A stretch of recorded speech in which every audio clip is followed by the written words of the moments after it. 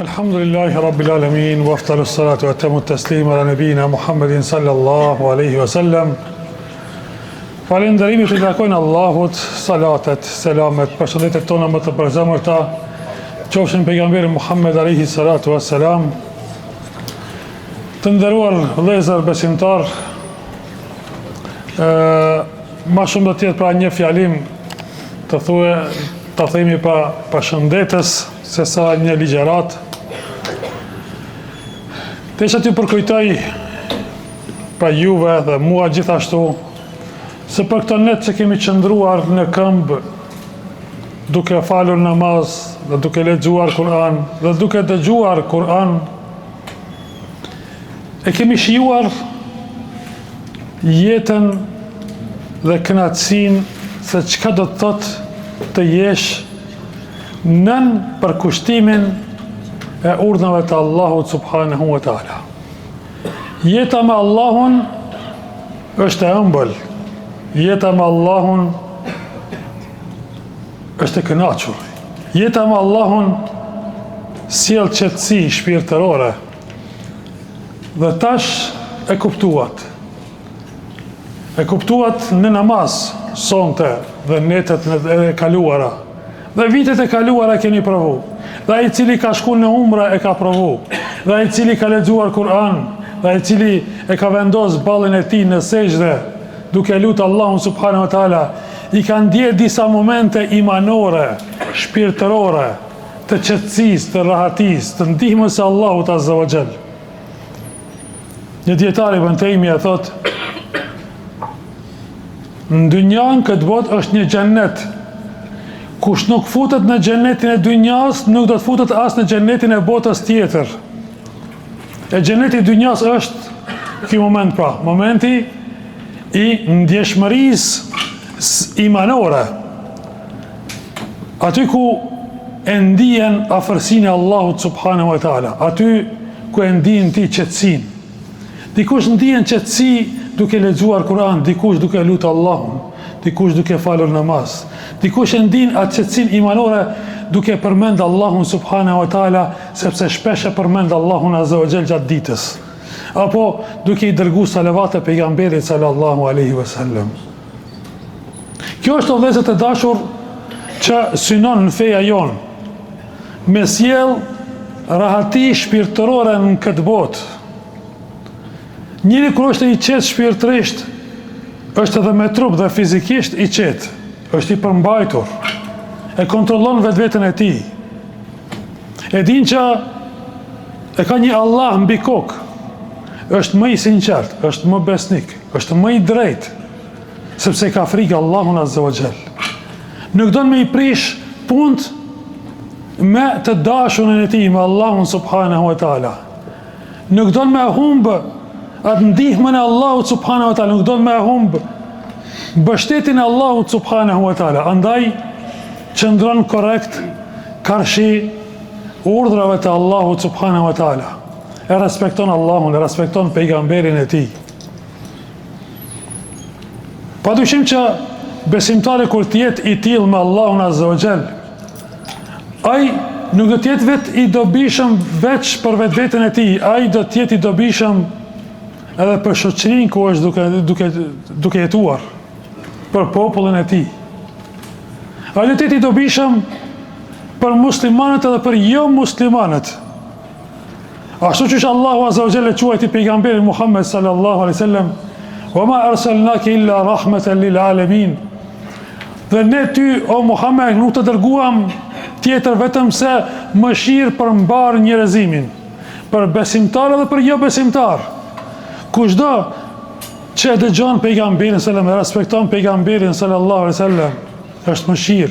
Por edhe për jo besimtar është mëshirë, sepse pejgamberi sallallahu alaihi wasallam nuk i ka bërë pa drejtësi as mushrikëve, paganëve të cilët kanë qenë në Mekë dhe Medinë, nuk i ka bërë pa drejtësi.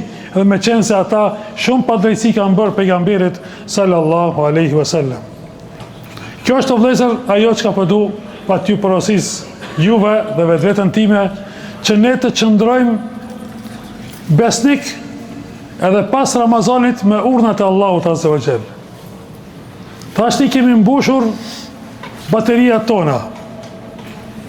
E këto, pra kjo mbushje e imanit, kjo rritje e imanit, duhet që neve të na dërgoj deri tek Ramazani i ardhshëm. Pra, neve na transportoj ky iman deri në Ramazanin e ardhshëm. Shka ardhën në hadith të pejgamberi sallallahu alaihi wasallam, xumaja deri në xuma është falje mëkatesh. Dhe Ramazani deri në Ramazan, apo umra deri në umra, apo haxhi deri në haxh, gjitha këto janë falje mëkatesh. Pejgamberi sallallahu alaihi wasallam thotë, ju thot digjeni me mëkate, bëni mëkate. Vjen koha sabahet, e falni sabahun, jo falë Allahu subhanahu wa taala. Përsëri digjeni me mëkate, gaboni. Vjen koha drekës, jo falë Allahu subhanahu wa taala. Përsëri digjeni. Vjen koha i këndis, e fali këndin, ti falë Allahu azza wa jall. Përsëri vazhdoni kështu, digjeni me mëkate, do më thonë, po digjeni me mëkate. Pja afrohemi ndëshkimit të Allahut, por vjen namazit ti falë Allahu azza wa jall. Vjen namazi atësise kështu të më radhë. Edhe për në fund, o vëllezër dashur, thot pejgamberi sallallahu alaihi wasallam, shembulli im me juve është sikur se një njeri i cili ka dalur në mal dhe ka ndezur një zjarr natën. Dhe gjitha insektet që janë dhe fluturat të shpejtojnë dhe futen në zjarr. Dhe digjen, unë thot mundohem sikur se ai mi larguar, që ato insekte mos të digjen, po ato përsëri hidhen në zjarr. Pra pejgamberi sallallahu alaihi wasallam me këshillat e tij, me porositë e tij, na ka larguar neve, po mundohet me çdo kohë që të na largoj nga ndëshkimi i Allahut, që të na largoj nga zjarri i xhenemit, por përsëri njerëzit me kokforcinë e tyre futen në ato vende ku e hidhrojnë Allahun subhanahu wa taala dhe meritojnë më pas ndëshkimin e Allahut azza wa jall. Allahu na i falt ya Rabbi. Allahu na uzoft, Allahu na drejtoft. Qëndroni kështu o vëllezër të dashur, afër njëri tjetrit. Qëndroni të bashkuar. Të na bashkoj neve, nuk ka më mirë se sa të na bashkoj neve fjala e Allahut, na bashkoj neve urdhrat e Allahut azza wa jall, zbatimi i urdhnave të Allahut subhanahu wa taala. Për asnjë interes nuk jemi këtu, vetëm për një interes, të arrijmë kënaqësinë e Allahut subhanahu wa taala. Askush prej askërit nuk ka ndonjë përfitim personal. Përfitimi është i shpërblimit të Allahut subhanahu wa taala. Allahu mos ta privoft nga shpërblimi i tij ya Rabbi. Elusim Allahun azza wa jall ti pranoj lutjet që i kemi bërë. Elusim Allahun të pastroj zemrat tona prej çdo gjëje të keqe, qoftë urrëtie, qoftë zili, qoftë gjëra të këqija. Elusim Allahun azza wa jall ta pranoj agjerimin ton. Elusim Allahun ta përmirësoj gjendjen ton dhe gjendjen e popullit ton. Dhe elusim Allahun të përmirësoj gjendjen e mbar muslimanëve kudo që të jenë nëpër botë. Elusim Allahun azza wa jall që të sjellë rahati dhe begati mbi neve dhe mbi vendin ton dhe mbi popullin ton dhe mbi mbar besimtarët kudo që të jenë. Elusim Allahun që lutjet e besimtarëve ti pranoj kudo që të jenë nëpër botë. Ta pranoj lutjet e tyre. Na ka mësuar Allahu azza wa jall që të themi, o Zot, falna neve dhe fali besimtarët. Dikush me ndonjë vend të largët dikun ka bërë dua edhe ai, o Zot, fali besimtarët. Elusim Allahun që të na fusë edhe neve në mëshirën e tij, e të pranoj lutjen e atij i cili ka bërë dua për ne. Na ka mësuar Allahu azza wa jall që të themi, o Zot, na fal neve dhe falja ata të cilët kanë kaluar para neve, ata besimtarë të cilët shkuan tek Allahu azza wa jall. Elusim Allahun ti fal gjithë ata besimtarë, prindërit, gjyshërit tanë, stërgjyshërit tanë, e gjithë ata besimtarë të cilët kanë kaluar dhe kanë shkuar tek Allahu subhanahu wa taala, deri tek pejgamberi sallallahu alaihi wasallam, që Allahu t'i ketë mëshiruar, që Allahu t'i ketë pranuar ata në xhenetin e tij. Elusim Allahun azza wa jall që kur të ndajmë për kësaj dunja të ndajmë me fjalën la ilaha illallah, Allahu të jeti kënaqur me neve.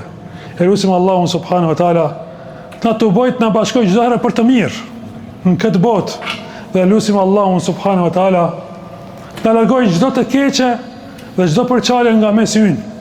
E lutim Allahun subhanahu wa taala që ku të ndaj për kësaj dunjaje të ndaj me fjalën la ilaha illallah dhe vendi ynë të jetë në xhenetin Firdaus bashkë me pejgamberin sallallahu alaihi wasallam, e të futemi në xhenetin e Allahut nga dera e Rayyan, porta e agjerusve, nga ku do të thirren agjeruesit: o ju që keni agjeruar, ejani dhe futuni në xhenet nga porta Rayyan. Një portë e veçantë vetëm për agjeruesit. Allah na pranoft agjerimin. Amin, amin, amin. Walhamdulillahi rabbil alamin. E na bëni halal o vëllezër të dashur, pasi që sonte është më ta namazi i fundit për këtë vit. Allah na bashkojë për të mirë. Wassalamu alaikum wa rahmatullahi wa barakatuh.